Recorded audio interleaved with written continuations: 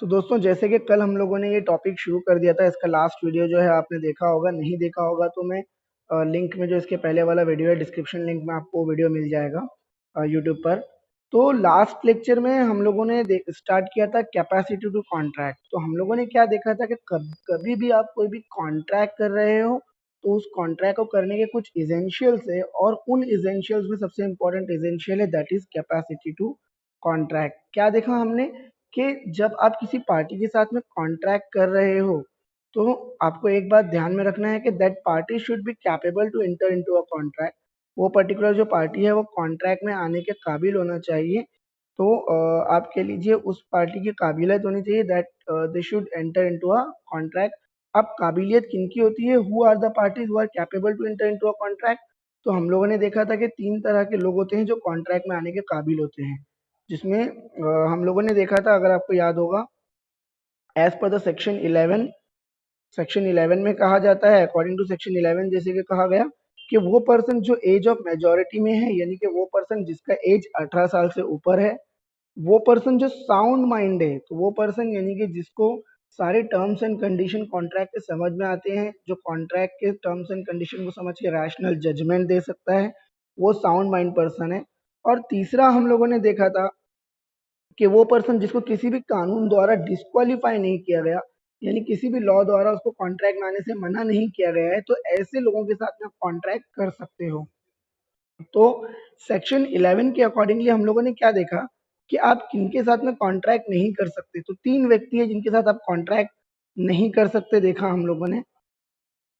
अ, हम लोगों ने देखा था कि अगर कोई माइनर पर्सन है, माइनर यानी बिलो द एज ऑफ 18, ये हम लोगों ने डिटेल में देखा था कल के लेक्चर में, कि अगर कोई बिलो द एज ऑफ 18 है, बिलो 18 अगर कोई है तो आप उसके साथ में कॉन्ट्रैक्ट नहीं कर सकते। सिमिलरली अगर एक पर्सन अनसाउंड माइंड है, यानी कि उसको कॉन्ट्रैक्ट के टर्म्स एंड कंडीशन समझ में नहीं आते, तो जिसको समझ में आते हैं आप उसके साथ कॉन्ट्रैक्ट कर सकते हो। जिसको टर्म्स कंडीशंस जो है कॉन्ट्रैक्ट के वो समझ में नहीं आते, जो कॉन्ट्रैक्ट पे अपना रैशनल जजमेंट नहीं दे सकता, यानी कि समझ लीजिए जो समझदारी से फैसले नहीं ले सकता, उस व्यक्ति के साथ में आप कॉन्ट्रैक्ट नहीं कर सकते। आसान भाषा में कहूँ तो कोई पागल व्यक्ति है, या कोई ऐसा व्यक्ति है जिसकी मानसिक तौर पर कह लीजिए वो कैपेबल नहीं है कॉन्ट्रैक्ट में आने के, जो आपके कॉन्ट्रैक्ट के टर्म्स एंड कंडीशन को समझ ही नहीं पा रहा है, तो उसके साथ आप कॉन्ट्रैक्ट नहीं कर सकते। फिर देखा हम लोगों ने डिस्क्वालीफाइड पर्सन, ऐसे पर्सन जिसको अल्टीमेटली डिस्क्वालीफाई किया गया है to enter into a contract. Example के रूप में हमने देखा कि जैसे कि कहा जाता है कि एक पर्सन जो है वो बोर्ड ऑफ डायरेक्टर के रूप में 20 कंपनियों में काम कर सकता है एट अ टाइम। 20 कंपनी में आप बोर्ड ऑफ डायरेक्टर बन सकते हो। तो 21वीं कंपनी में बोर्ड ऑफ डायरेक्टर बनने के लिए आप डिस्क्वालीफाई हो by companies act. Companies act क्या बोलता है? आप 21 कंपनी 21st जो कंपनी है उसमें आप कभी भी बोर्ड ऑफ डायरेक्टर के रूप में काम नहीं कर पाओगे, क्योंकि ये कंपनीज एक्ट में कहा गया है। तो ऐसे क्या होता है, कंपनीज एक्ट के अकॉर्डिंगली कुछ बातें ऐसी बताई गई है, कोई भी कानून द्वारा कोई ऐसी बात में अगर आप आते हो जिसमें आपको मना किया गया है कॉन्ट्रैक्ट में आने के लिए, तो आप कॉन्ट्रैक्ट नहीं कर सकते। मान लीजिए कानून में लिखा हुआ है कि किसी भी इंटरनेशनल व्यक्ति से मैं फंड रेज नहीं कर सकता, मैं लोन नहीं ले सकता, और ऐसे में मान लीजिए कोई भी एक पर्टिकुलर पार्टी है जो इंटरनेशनल यूएस में रहती है और मैं उससे लोन ले रहा हूँ, तो ये कॉन्ट्रैक्ट नहीं होगा, क्योंकि वो पर्सन जो है वो कॉन्ट्रैक्ट में आने के लिए डिस्क्वालीफाई है। तो ऐसे ही आप समझ लीजिए कि डिस्क्वालीफाई पर्सन होता है। हालांकि आज ये दो कॉन्सेप्ट जो है हम लोग डिटेल में देखने वाले हैं, क्योंकि जैसे कि मैंने कहा लास्ट लेक्चर जो हमारा था कैपेसिटी टू कॉन्ट्रैक्ट पार्ट 1, जो आपको जिसका लिंक डिस्क्रिप्शन में मिल जाएगा, तो उसमें हम लोगों ने माइनर का पोजीशन काफी डिटेल में देखा था। हालांकि इस लेक्चर में भी मैं थोड़ा सा शॉर्ट में आपको माइनर्स पोजीशन जो है वो बताता चलूंगा। तो चलिए शॉर्ट में समझते हैं हम लोग। तो बेसिकली मेजोरिटी एक्ट 1875 और ward act, guardian and ward act 1890 के अकॉर्डिंगली दो तरीके से एज ऑफ मेजोरिटी बताया गया है, जिसमें एक तो बताया गया 18 ईयर्स और दूसरा बताया गया 21 ईयर्स, बट नॉर्मली 18 ईयर्स को ही एज ऑफ मेजोरिटी मानकर चला जाता है। तो माइनर्स एग्रीमेंट में हमने क्या देखा कि माइनर के साथ अगर आप एग्रीमेंट कर रहे हो तो कुछ बातें हैं जो आपको समझ लेनी जरूरी है। यानी अगर आप किसी भी ऐसे पर्सन के साथ एग्रीमेंट कर रहे हो जो 18 साल से कम है, तो आपको कुछ बातें समझना होगा। तो सबसे पहले हमने देखा कि माइनर के साथ जो एग्रीमेंट करोगे दोस्तों वो वॉइड एग्रीमेंट है। वॉइड एग्रीमेंट है मतलब उस एग्रीमेंट को कानूनी मान्यता नहीं है, यानी कानून के नज़र में वो कोई एग्रीमेंट नहीं है। मान लीजिए कि अगर मैंने किसी माइनर को 10 लाख का लोन दिया है और उसकी जो जगह वगैरह है या उसकी कोई लैंड मैंने गिरवी रख ली है, वो 18 साल से कम व्यक्ति है, मैंने उसको लोन दिया और आप कह लीजिए कि उसकी लैंड को गिरवी रखा है, लेकिन अगर वो पैसा रिफंड नहीं कर पाया तो भी मैं उसकी लैंड पे कब्जा नहीं कर पाऊंगा, क्योंकि हमारा ये जो कॉन्ट्रैक्ट था ये वैलिड था ही नहीं। ये कॉन्ट्रैक्ट पूरी तरह से वॉइड कॉन्ट्रैक्ट है, ये कॉन्ट्रैक्ट पूरी तरह से, ये एग्रीमेंट जो है वो वॉइड एग्रीमेंट है। याद रखिए, माइनर के साथ जो एग्रीमेंट होता है उसको वॉइड एब इनिशियो बोलते हैं। वॉइड एब इनिशियो, इनिशियो मतलब फ्रॉम इनिशियल, फ्रॉम स्टार्ट, तो शुरुआत से ही ये एग्रीमेंट जो है वो वॉइड एग्रीमेंट होता है, ये आप मानकर चलिए। तो इस तरीके से हम लोगों ने 10 पॉइंट देखे थे कि माइनर जो है आप उसके साथ कॉन्ट्रैक्ट तो नहीं कर सकते, लेकिन माइनर बेनिफिशियरी हो सकता है। देखिए फंडा बहुत क्लियर है, अगर कोई ऐसा कॉन्ट्रैक्ट है जिसमें माइनर का फायदा है तो माइनर कॉन्ट्रैक्ट में आ सकता है, वरना माइनर कॉन्ट्रैक्ट में नहीं आ सकता। लास्ट लेक्चर में डिटेल में बताया, देख लीजिए। माइनर के एग्रीमेंट में हमने देखा कि माइनर का एग्रीमेंट आप कंटिन्यू नहीं कर सकते, यानी मान लीजिए जब आप 16 साल के थे, आपने कोई एग्रीमेंट किया था, मान लीजिए मैंने आपके साथ में एग्रीमेंट किया था, आपको मैंने कोई गुड्स बेचा, आपने मुझे कहा कि आप बाद में पैसा देने वाले हो, या मान लीजिए कि मैंने आपको अपनी ज़मीन बेची और आपको कहा आप बाद में पैसा देने वाले हो, बाद में आपने पैसा देने से मना कर दिया, तो यहाँ ऐसे केस में जब आप 18 साल के हो गए तो मैं ये नहीं कह सकता कि आप माइनर थे तो आपने पे नहीं किया, तब आप मेजर हो गए तो अब आप पे करो, ऐसा नहीं किया जा सकता। माइनर का एग्रीमेंट कंटिन्यू नहीं होता, रेटिफाइड का मतलब होता है कंटिन्यू होना। जो माइनॉरिटी में था वो माइनॉरिटी है, जैसी एज ऑफ मेजोरिटी आएगा सब कुछ यहाँ पर आप कह लीजिए आपका फ्रेश एग्रीमेंट होगा, एवरीथिंग विल बी फ्रेश। जो पुरानी बातें हैं वो पुराने एग्रीमेंट के साथ ही खत्म, आप कह लीजिए। फिर हमने देखा कि जो माइनर के एग्रीमेंट की आप बात कर रहे हो, तो minor has received any benefit under wide agreement. Guys, अगर आपने माइनर को कोई बेनिफिट प्रोवाइड किया अंडर वाइड एग्रीमेंट, तो आप उसको रिटर्न नहीं डिमांड कर सकते, आप उसको ये नहीं कह सकते कि वो बेनिफिट आपको कॉम्पेंसेट करके दे। कोई कॉम्पेंसेशन आपको मिलने वाला नहीं है। एग्जाम्पल के रूप में समझ लीजिए कि किसी माइनर ने अगर आपसे लोन लिया, मान लीजिए 5 लाख का किसी ने लोन लिया, बदले में अपनी कार आपके पास में गिरवी रख दी, अब वो कह रहा है कि वो लोन नहीं चुका सकता, तो एक आप उससे लोन रिफंड नहीं मांग सकते, दूसरा उसने जो कार आपके पास में गिरवी रखा था मॉर्गेज के रूप में, वो कार भी आपको रिटर्न करनी पड़ेगी। आप ये नहीं कह सकते कि वो कार मैं रख लूंगा, क्योंकि वो माइनर है। आपका एग्रीमेंट करने के टाइम में सोचना चाहिए था, माइनर का बेसिकली कोई लाइबिलिटी नहीं होता, ये बात हमेशा याद रखिए। Minor does not have any liability. आपने इसके पहले पार्टनरशिप एक्ट में पढ़ा होगा माइनर पार्टनर, तो आप याद कीजिए, वहां पर भी आपने देखा होगा कि माइनर पार्टनर का लाइबिलिटी हमेशा लिमिटेड ही होता है, तो इसीलिए कहा जाता है कि माइनर का कोई लाइबिलिटी नहीं है। देन माइनर्स एग्रीमेंट में आगे हम लोग देख सकते हैं he can always plead minority. एक बात याद रखिए, अगर कोई माइनर आपको गलती से, या कोई माइनर आपको झूठ मूठ ही, या कह लीजिए कोई माइनर ने फ्रॉड करते हुए आपको ये कहा कि वो मेजर है, वो 17 साल का नहीं है, वो 19 साल का है, 20 साल का है, और फिर आपने उसके साथ में कॉन्ट्रैक्ट किया और बाद में मालूम पड़ा कि वो माइनर है, और फिर वो आपको फंड रिपे करने से मना करे, तो आप कोर्ट ऑफ लॉ में जाकर ये नहीं कह सकते कि ये तो माइनर था लेकिन इसने मुझे बताया कि ये एज ऑफ मेजोरिटी गेन कर चुका है, यानी कि ये मेजर है तो इसका गलती है, इसने फ्रॉड किया है। आप ऐसा नहीं कह पाओगे दोस्तों, क्योंकि माइनर जब भी फ्रॉड अगर कर भी रहा है तो उसको फ्रॉड के रूप में काउंट नहीं किया जाता, because minor does not have any liability. Minor के किसी भी स्टेटमेंट के ऊपर आप रिलायबिलिटी नहीं कर सकते, ऐसे कहते हैं minor does not have estoppel of words. Minor का कोई भी स्टॉपेल नहीं है, स्टॉपेल का मतलब होता है जबान देना, होता है ना, हम लोग वर्ड ऑफ माउथ कहते हैं कि यार मैंने ये बात कहा है, ओरल प्रॉमिस मैंने कर दिया है तो ये प्रॉमिस मुझे पूरा करनी है, ऐसे माइनर का कोई भी वैल्यू नहीं है स्टॉपेल का। माइनर ने कुछ भी अगर कहा है तो भी, अगर माइनर ने खुद से कहा है तो भी उसका कोई मान्यता नहीं है। देखिए तो दोस्तों, मैं थोड़ा सा पास जा रहा हूँ क्योंकि ये सारी चीजें हम लोगों ने ऑलरेडी देखी हुई है। आगे देन क्या कहा गया कि he can always plead minority, तो यस, मिनोरिटी जो है वो हमेशा कंटिन्यू कर सकता है, सेम चीज है। देन आगे हम लोगों ने देखा कि no specific performance agreement entered by him as they are void. Guys, कभी भी आप माइनर के साथ में अगर कोई भी कॉन्ट्रैक्ट करते हो तो आप माइनर को फोर्स नहीं कर सकते कि वो उस कॉन्ट्रैक्ट को परफॉर्म करे ही, उसकी मर्जी है, अगर वो नहीं करता है तो आप उसको कभी भी फोर्स नहीं कर पाओगे। He can not enter into a contract of partnership. हमको भी पता है कि आप माइनर के साथ में पार्टनरशिप को कॉन्ट्रैक्ट नहीं कर सकते। हालांकि एक कॉन्सेप्ट है माइनर पार्टनर, जहां पर आप पार्टनर के रूप में माइनर के साथ कॉन्ट्रैक्ट कर पाओगे, लेकिन उसका लायबिलिटी जो होगा यहाँ पर आप कह लीजिए वो लिमिटेड होगा। देन हम लोगों ने देखा था कि he is liable for necessaries. अब मेरी बात ध्यान से सुनिए आप, जहां मैं कह रहा हूँ कि माइनर के साथ में आप कॉन्ट्रैक्ट नहीं कर सकते या माइनर का कोई लाइबिलिटी नहीं है, वहीं मैं ये भी कह रहा हूँ कि माइनर का आप कह लीजिए नेसेसिटी के लिए लाइबिलिटी है।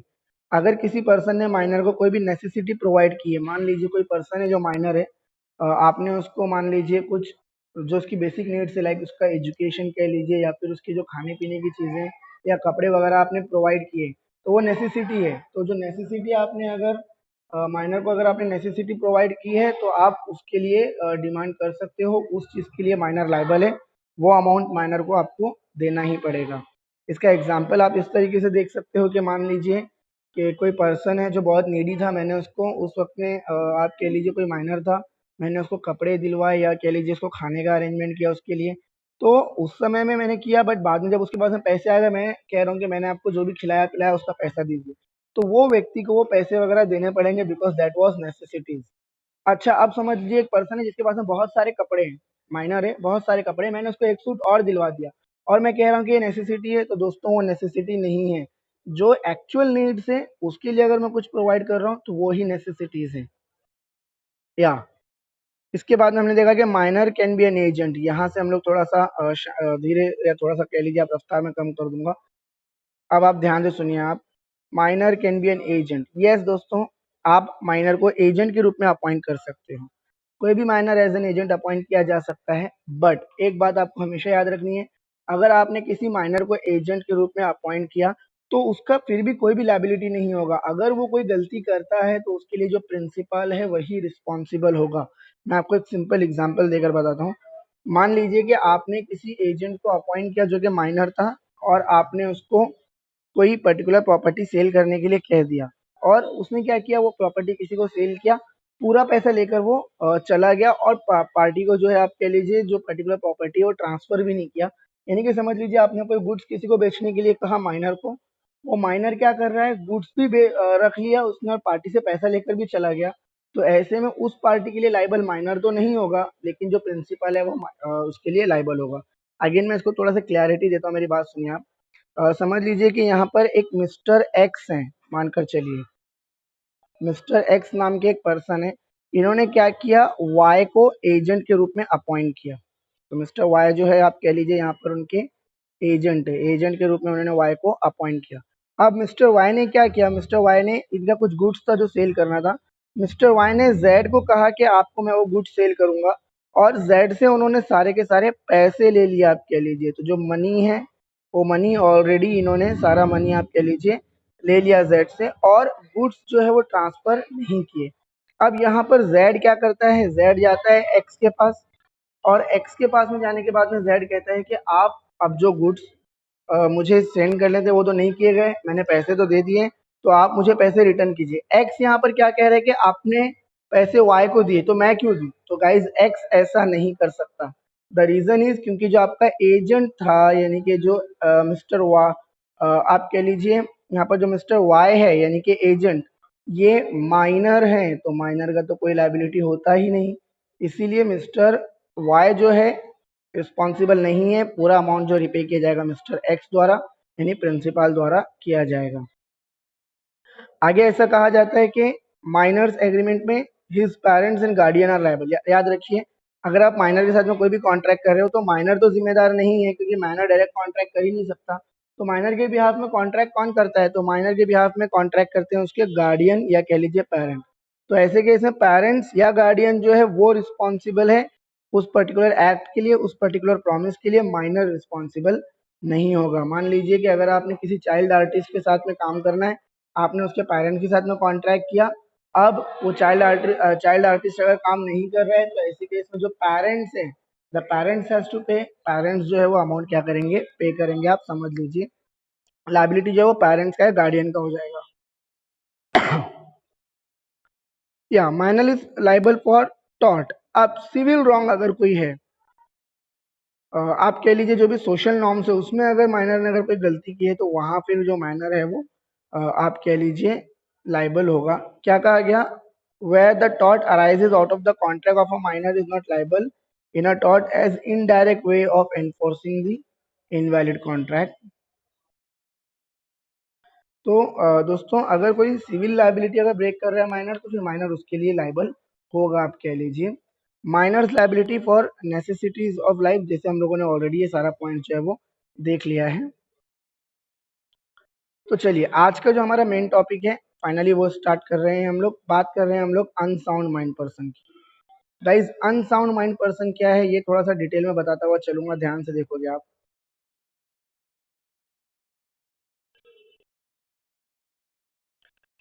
तो जैसे कि मैंने बताया आपको कि अगर आप कॉन्ट्रैक्ट कर रहे हो तो सेक्शन 11 के अकॉर्डिंगली हम लोगों ने देखा कि पर्सन कैपेबल होना चाहिए कॉन्ट्रैक्ट में आने के लिए। अब जो पर्सन कैपेबल होना चाहिए उसमें सेक्शन 12 में बताया गया कि कैपेबिलिटी में एक जो इम्पोर्टेंट पॉइंट है आप कह लीजिए, कैपेबिलिटी में जो एक इम्पोर्टेंट पॉइंट है that is a soundness of mind, कि यार पर्सन जो है वो साउंड माइंड होना चाहिए। अगेन एक पर्सन को आप साउंड माइंड कब कहोगे, जब at a time of contract आप कह लीजिए जब कॉन्ट्रैक्ट किया गया था तो he is capable of understanding and forming a rational judgement.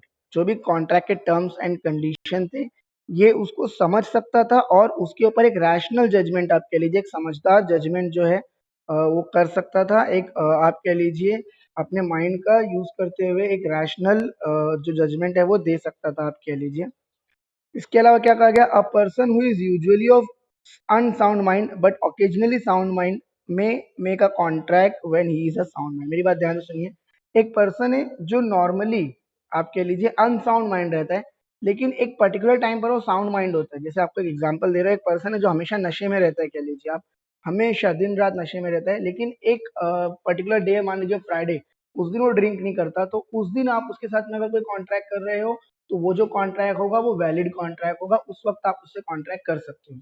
दूसरी तरफ एक पर्सन है जो हमेशा साउंड माइंड रहता है बट मान लीजिए कभी कभी अनसाउंड माइंड होता है। लाइक मान लीजिए एक पर्सन है जो पूरा वीक में तो साउंड माइंड होता है बट संडे के दिन मान लीजिए बिकॉज ऑफ ड्रग्स एडिक्शन या मान लीजिए बिकॉज ऑफ ड्रंकनेस आप कह लीजिए शराब पीने की वजह से वो अनसाउंड माइंड हो जाता है संडे के दिन।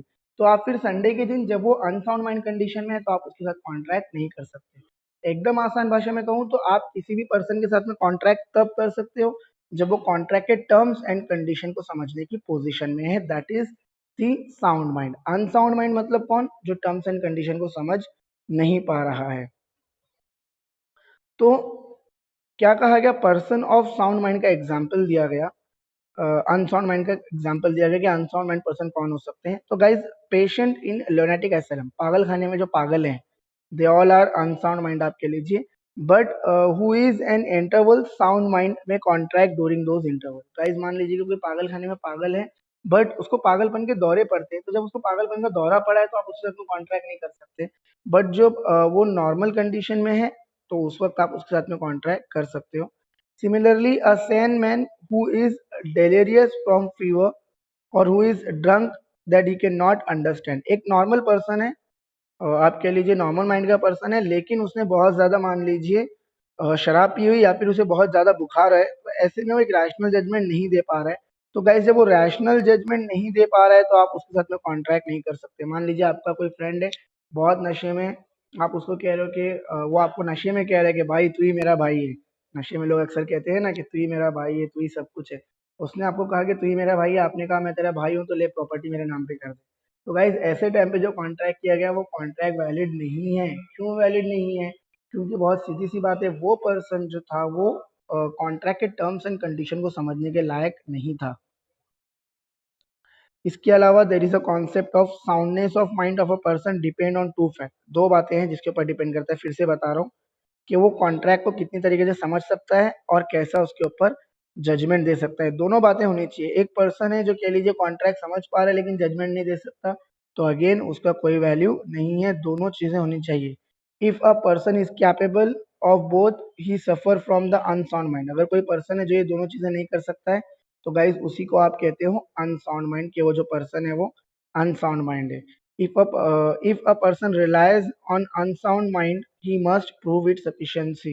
गाइज अगर आप एक सिंपल एग्जांपल है, मान लीजिए कि अगर आप नशे में थे और उस वक्त आपसे किसी ने कॉन्ट्रैक्ट साइन किया करवाया, तो आप जब कोर्ट ऑफ लॉ में जाओगे तो आपको ये साबित करना पड़ेगा कि जब आपको साथ में कॉन्ट्रैक्ट किया गया या जब आपके साथ में कॉन्ट्रैक्ट साइन करवाया गया उस वक्त आप अनसाउंड माइंड थे।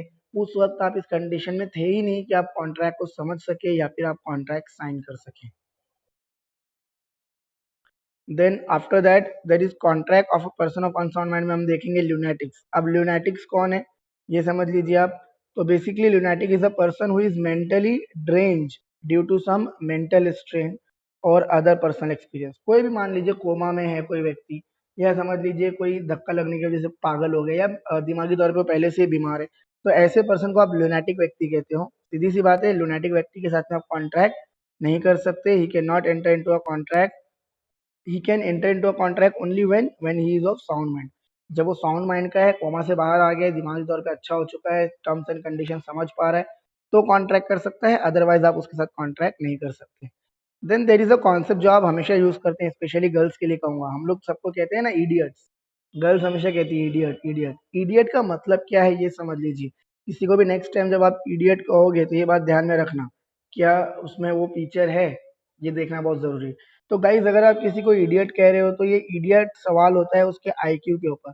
तो कोई भी पर्सन जिसका आईक्यू आप कह लीजिए लेस देन 20 है, 20 से कम अगर किसी का आईक्यू है तो आप ऑफिशियली उसको इडियट कह सकते हो। अगर 20 से कम आईक्यू नहीं है तो फिर वो इडियट नहीं है। तो गाइज इडियट के साथ आप कॉन्ट्रैक्ट नहीं कर सकते, तो नेक्स्ट टाइम किसी को इडियट कहोगे तो ध्यान रखना कि अगर आप उसे इडियट कह रहे हो तो आप उसके साथ कॉन्ट्रैक्ट नहीं कर पाओगे। तो इडियोसी मतलब क्या, the person who has IQ level below 20। तो he does not exhibit understanding of even ordinary matters, उसको ऑर्डिनरी मैटर्स जो है वो भी समझ में नहीं आता।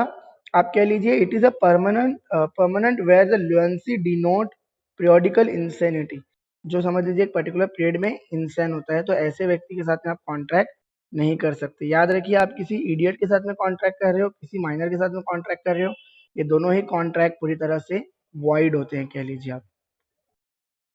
सिमिलरली एक पर्सन जो आप कह लीजिए नशे में है या ड्रग्स में है, आप कह लीजिए, तो कोई भी इंटॉक्साइडेड पर्सन है या ड्रंकन पर्सन है, तो उसके साथ भी कॉन्ट्रैक्ट नहीं हो सकता, because you know very well जब आप नशे में हो, या कोई भी पर्सन जिसको आपने देखा होगा और नशे में है, तो एक अलग ही पर्सनालिटी उसके ऊपर होती है, जो उसका एक्चुअल पर्सनालिटी है वो उसको कैरी नहीं कर पाता। तो ऐसे में आप कह लीजिए कि जब आप नशे में हो तो आप एक टेम्पररी इनकेपेसिटी में हो कॉन्ट्रैक्ट में आने के लिए, आप परमानेंटली नॉन कैपेबल हो ऐसे नहीं हो, लाइक मेंटल की तरह, या जो लोनेटिक व्यक्ति है उसकी तरह।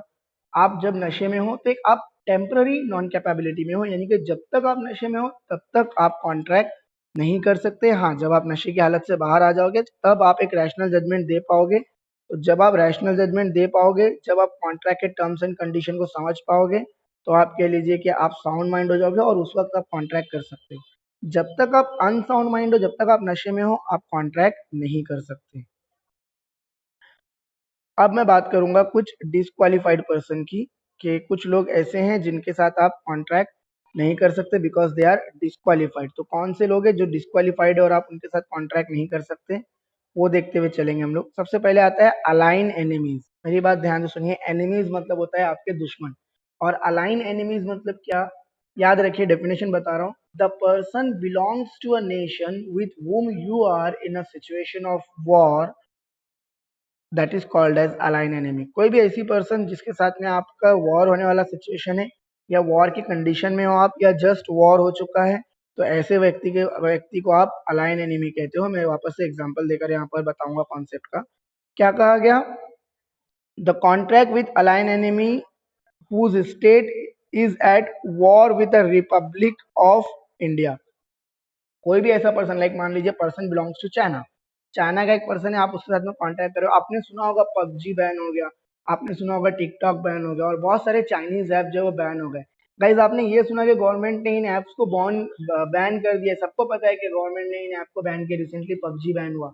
बट ये बैन क्यों हुआ, तो उसका रीजन है दैट अलाइन एनिमी। तो आप जो चाइनीज कंपनी है वो आपकी कंपनी इंडिया के लिए, आपके लिए वो अलाइन एनिमी हो गई है, क्योंकि कोई भी पर्सन या कंपनी जो ऐसे कंट्री से बिलोंग करती है जिसके साथ में आप वॉर में हो, या जिसके साथ आपका वॉर हो चुका है जस्ट, या फिर during the continuance of war and alien enemy can neither contract. तो क्या कहा गया कि जब आप कॉन्ट्रैक्ट में हो, जब तक वॉर चल रहा है, तो ड्यूरिंग द कंटिन्यूअस आप कॉन्ट्रैक्ट नहीं कर सकते। During the war, even after the war, जब वॉर हो चुका है, या कह लीजिए वॉर होने वाला है, आपको लग रहा है you are in a situation of war, कह लीजिए contract made before the war, आपने वॉर के पहले ही कॉन्ट्रैक्ट कर लिया था, लेकिन ड्यूरिंग द वॉर, मेरी बात को समझिए, जैसे ही वॉर स्टार्ट हुआ आपके जितने भी कॉन्ट्रैक्ट थे वो सस्पेंड हो जाएंगे। आप कह लीजिए वो सारे के सारे कॉन्ट्रैक्ट जो है वो डिसॉल्व हो जाएंगे, उन कॉन्ट्रैक्ट का आप कोई वैल्यू नहीं है। तो इसीलिए जो पबजी है या जो टिकटॉक है इसका इनका हमारे इंडिया के साथ में पहले ही कॉन्ट्रैक्ट हो चुका था, बट क्योंकि हम लोग चाइना के साथ में वॉर स्टेट में आने वाले हैं या वॉर स्टेट में आ सकते हैं, वो जो कंपनीज है उनके जो ऐप्स है वो बैन कर दिए गए। सिमिलरली पाकिस्तान के साथ में भी अगर हम लोगों का वॉर चल रहा है तो हम लोगों के जो भी कॉन्ट्रैक्ट्स थे वो बैन हो गए थे। तो यही होता है दोस्तों, अगर आप अलाइन एनिमी की बात करो, जो आपके ऐसा पर्सन या कंपनी है जो उस देश से बिलोंग करती है जिससे इंडिया का, रिपब्लिक ऑफ इंडिया का, इंडिया का पूरा नाम है, बहुत सारे लोगों को पता नहीं है, इंडिया का नाम सिर्फ इंडिया नहीं है, इंडिया का पूरा नाम रिपब्लिक ऑफ इंडिया है। We are a secular country दोस्तों। तो अगर रिपब्लिक इंडिया का किसी भी कंट्री दूसरे कंट्री के साथ वॉर चल रहा है तो इन दैट केस सिंपली आप उस पर्टिकुलर कंट्री के मेंबर या उस पर्टिकुलर कंट्री के कंपनी के साथ में आप कॉन्ट्रैक्ट नहीं कर सकते।